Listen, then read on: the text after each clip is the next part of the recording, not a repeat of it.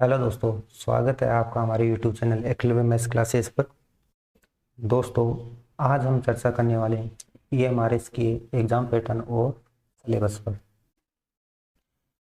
जैसे आपको पता है, ईएमआरएस एग्ज़ाम के एग्ज़ाम फॉर्म रीओपन होकर क्लोज हो चुके हैं। अब आपकी जो वेट है वो किसका है? एग्ज़ाम का। अब आपकी एग्ज़ाम का पैटर्न कैसा होगा, कैसा पेपर आएगा, कैसा सिलेबस आएगा, उसके बारे में थोड़ी चर्चा कर लेते हैं। तो देखिए, शुरुआत से इस वीडियो की थोड़ी बारीकी से देखते हैं तो अपने को सबसे पहला पॉइंट ये आपको मिलता है। इसमें क्या है, आपके जो एग्ज़ाम का प्रोसीजर है उसी के बारे में बताया गया है। जैसे जो एग्ज़ाम फॉर्म है वो केवल ऑनलाइन मोड ही एक्सेप्ट होगा। आपने ऑनलाइन ही फॉर्म भरा होगा। फीस आपकी 1500 लगी होगी। टीजीटी की, हॉस्टल वार्डन की 1000 है। तो अपन केवल टीजीटी पर चर्चा करेंगे। टीजीटी की कितनी है? 1500 रुपये है। ये आपने फॉर्म भर ही दिया, इसके बारे में आप चर्चा करने से कोई मतलब नहीं है। दूसरी बात, आपकी जो मैथ्स की पोस्ट है टीजीटी के अंदर वो कितनी है? 686। कितनी है? 686। 686 पोस्ट है आपकी। और जनरल की 280 पोस्ट है। जनरल की कितनी है? 280। ये हो गई पोस्ट की बात। फिर आगे बढ़े तो अपना जो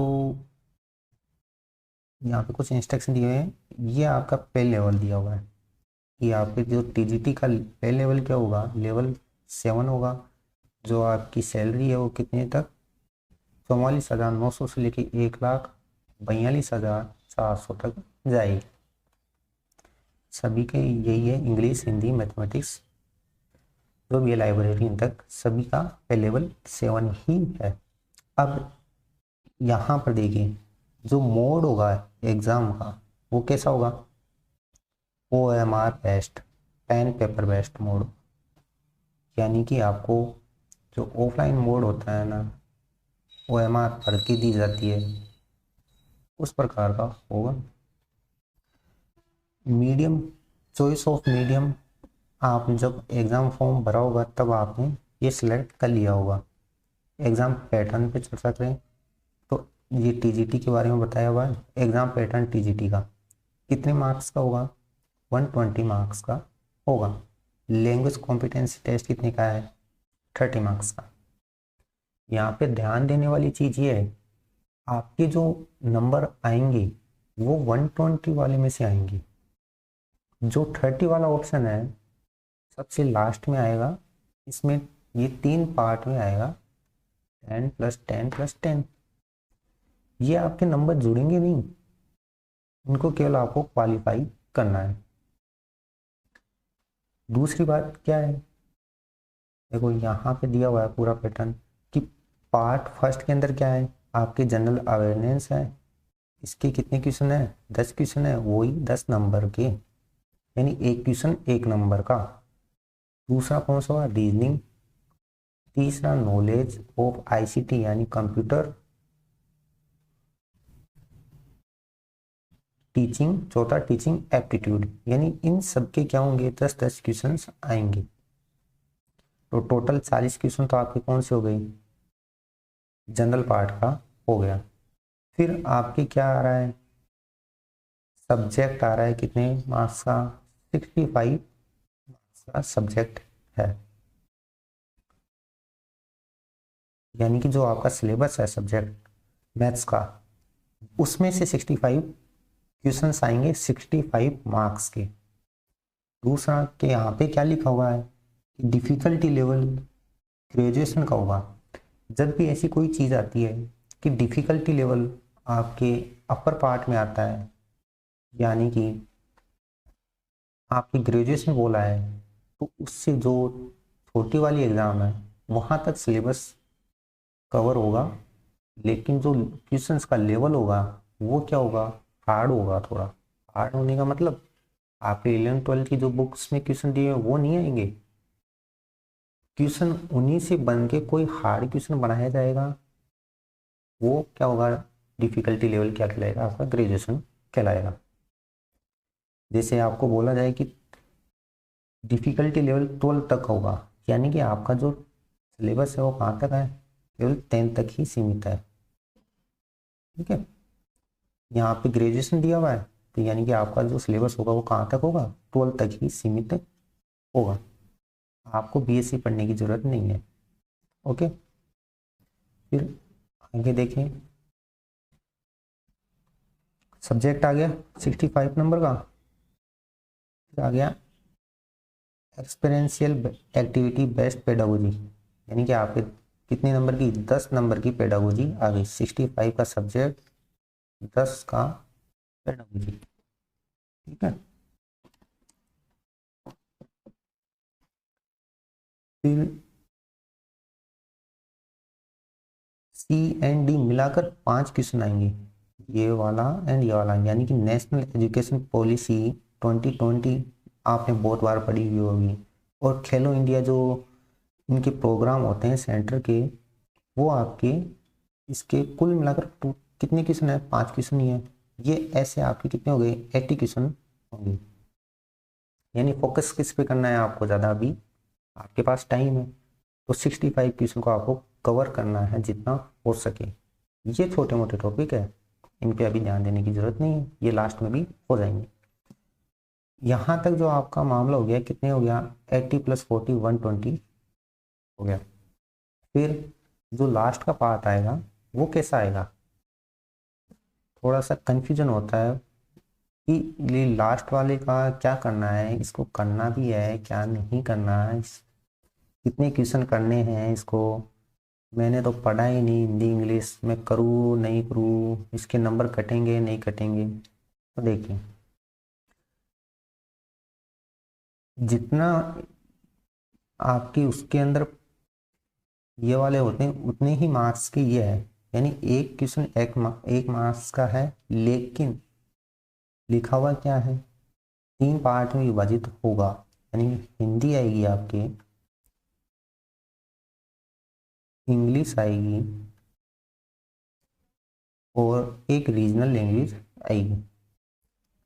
तीनों के क्या होंगे, 10-10 क्वेश्चंस आएंगे। एक बार इसको पढ़े, लिखा हुआ क्या है कि language competency test, general Hindi, general English and regional language. Regional language पे स्टार लिखा हुआ है, यानी कि यहाँ ये चीज़ कहीं पे दी हुई है और ये कहाँ पे दी हुई है, ये रही स्टार बना के ये दी हुई है। अब रीजनल लैंग्वेज कौन सी होगी, ये आपके, अगर आप इस राज्य से, ऐसे राज्य से बिलोंग कर रहे हो जहाँ पर आपके ये लैंग्वेज बोली जाती है, तो आपको रीजनल लैंग्वेज कौन सी सिलेक्ट करनी है, इनमें से करनी है। अगर नहीं बोली जाती तो आप हिंदी सेलेक्ट कर सकते हो। ठीक है, जो आपने एग्जाम फॉर्म में कर ली होगी। फिर अगली बात क्या है कि आगे क्या लिखा हुआ है इसमें, आगे ये लिखा हुआ है this part is qualifying in nature only, यानी कि इसको केवल आपको क्वालिफाई करना है, इसके कोई मार्क्स जुड़ने वाले नहीं है। विथ मिनिमम 40%, यानी कि आपको कम से कम हर पार्ट के अंदर क्या लाना है, 40% लाना है। यानी कि 10 मार्क्स है, इसका 40% कितना होता है, आप निकालोगे तो 4, यानी कि आपको कम से कम 4 क्वेश्चन तो इसको सही करने ही करने हैं। अगर 4 से कम क्वेश्चन कर दिए तो यहाँ पर एक चीज और लिखी हुई है, क्या कि अगर minimum 40% marks in each language part first to fifth of the candidate will not be evaluated, यानी कि अगर आपने हर 10 में से 4 क्वेश्चन सही नहीं किए, यानी इस वाले पार्ट में 10 में से प्रत्येक में हर में 4 क्वेश्चन करना है सही, ऐसा नहीं है कि टोटल का 30 में से 40% ले आए, आपने 12 क्वेश्चन कोई भी कर दिए, नहीं, सभी में से आपको 4-4 करने हैं, सही करने हैं। अगर आप नहीं कर पाए तो आपका ये वाला जो पार्ट है ना, फर्स्ट से लेके 5th तक, वो चेक ही नहीं किया जाएगा। तो मतलब आप अगर हिंदी मीडियम से हो ना, तो आपको इंग्लिश पे फोकस करना चाहिए। अगर आप इंग्लिश नहीं करोगे ना और केवल सब्जेक्ट पे ध्यान दे लिया तो रह जाओगे। इंग्लिश आपको करना ही करना है। बाकी जो जिसका बैकग्राउंड ही क्या है, इंग्लिश से है, वो आसानी से इस पार्ट को क्लियर कर लेते हैं। हिंदी ज़्यादा हार्ड नहीं आती है, उनको हिंदी पढ़नी होती है, लेकिन हिंदी इतनी हार्ड नहीं आती है। थोड़ा हार्ड किसके लिए हो सकता है, जिसकी रीजनल लैंग्वेज हिंदी से अलग हो, उनको हिंदी भी पढ़नी पड़ेगी, इंग्लिश भी पढ़नी पड़ेगी। चलो आगे चलते हैं, इसके बारे में बता ही दिया। ये पोस्टल वार्डन का दिया हुआ है। अब आते हैं क्या, मार्किंग स्कीम। देखो, 1 marks shall be awarded to every correct answer, यानी कि एक करेक्ट आंसर के आपको 1 नंबर मिलेंगे। And 0.25 shall be dedicated for every incorrect, यानी कि 1/4 क्या है आपके माइनस मार्किंग। ज़्यादा नहीं है, 1/3 से तो बहुत अच्छा है, 1/4 है। 1/4 माइनस मार्किंग आपकी क्या है, एक क्वेश्चन पे कटेगी। फिर आगे सिलेबस अभी देखते हैं। ये इंस्ट्रक्शन दिए हुए हैं जो एडमिट कार्ड आने के बाद के हैं। फिर आगे ये भी इंस्ट्रक्शंस है। रफ वर्क, देखो क्या लिखा हुआ है, ऑल कैलकुलेटिंग और writing work are to be done only in rough sheet provided at the test centre, यानी कि आपको जो पेपर दिया जाएगा, पेपर के अलावा रफ शीट दी जाएगी। ठीक है, ऐसा नहीं है कि जो पेपर होता है उसके पीछे रफ शीट दी हुई, नहीं, पेपर के अलावा रफ शीट दी जाएगी, लिखा हुआ है। अब वो तो एग्जाम होगी तब पता लगेगा कि पीछे आता है कि आपको अलग से दी जाती है। आप भी क्या टेंशन ले, करना है आपने कहीं भी कर लेंगे। फिर आगे चले, ये क्वालिफाइंग एलिजिबिलिटी क्राइटेरिया दिया हुआ है, तो आपने फॉर्म भर ही दिया होगा, तो अब डिस्कस करने से कोई मतलब है ही नहीं।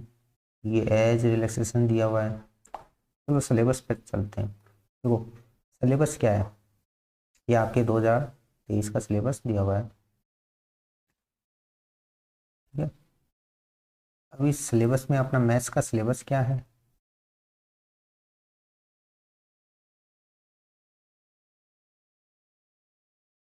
जरा मैथ्स देखो।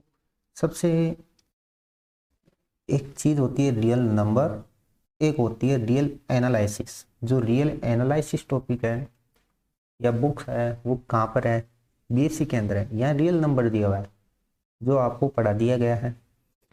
दूसरा एलिमेंट्री नंबर थ्योरी दी हुई है। मैट्रिक्स है जो आपका कौन किसका 11th-12th का टॉपिक है। पॉलिनोमियल दिया हुआ है। लीनियर इक्वेशन इन 2 वेरिएबल्स, ये भी 12th का टॉपिक है। Pair of linear equation, quadratic equation, ये भी 12th का है। अर्थमेटिक, एआई, एपीजीपी दी हुई है। ठीक है, फिर इनइक्वालिटी दी हुई है, कैलकुलस दी हुई है, यूक्लिडियन ज्योमेट्री दी हुई है, कोऑर्डिनेट ज्योमेट्री दी हुई है। ये सारे क्या है आपकी किसके टॉपिक है, प्रोबेबिलिटी तक, यानी कि सारे टॉपिक किसके हैं आपके 11th-12th के टॉपिक है। लेकिन जो लेवल होगा, लेवल कैसा होगा, ग्रेजुएशन लेवल का होगा, यानी कि आपके बीएससी लेवल का क्या आएगा, क्वेश्चन आएगा। यानी हार्ड थोड़ा होगा लेकिन आएगा किस में से, 11th-12th में से आएगा। तो आपको फोकस किस पे करना है, अभी 11th-12th पे करना है। 11th-12th ये अभी पढ़ाई जा रही है, आप जुड़े और एग्ज़ाम से पहले आपका सिलेबस पूरा कवर कर दिया जाएगा। और जल्दी हो जाता है तो अपन MCQ की एक सीरीज स्टार्ट करेंगे जिसमें जितने भी क्वेश्चन आए हुए हैं वो सारे क्वेश्चन आपको सोल्व करवाए जाएंगे।